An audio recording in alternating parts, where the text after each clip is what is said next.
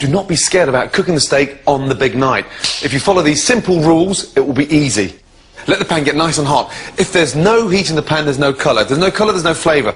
The steak is relaxed. It's at room temperature, so therefore it will cook quicker and it won't be stone cold in the centre. OK, the pan's nice and hot. Oil in. Now, that's groundnut oil. We call it a neutral oil. Not too strong. Pan just starting to smoke. Little shake and bang. In the centre. Push it down. We're going to cook it 2.5 to 3 minutes each side. But it's really important we don't keep on turning the steak. We'll only turn it once. Once on each side, and then more importantly, on its back to cook that white, creamy fat. Now, she's ready for turning. Look, turn her over, and look at the colour. That is beautiful.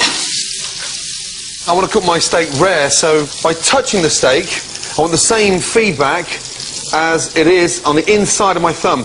That's rare. As it starts to cook, it gets a lot firmer. Medium is there. Semi-firm with a slight resistance. Well done is there. Rare. Now, it's about 1.5 minutes from coming out. Butter. And this gives it a really nice nut brown finish. Tilt the pan towards you and just baste the steak over.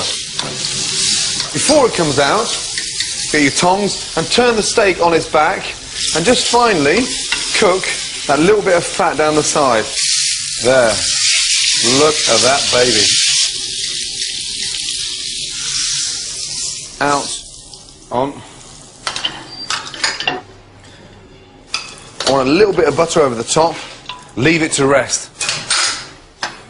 Once it's rested, onto the board, and don't slice it too thin. The thinner you slice it, the colder it gets. At an angle, there, over, and look, that is a beautiful sirloin steak, cooked pink.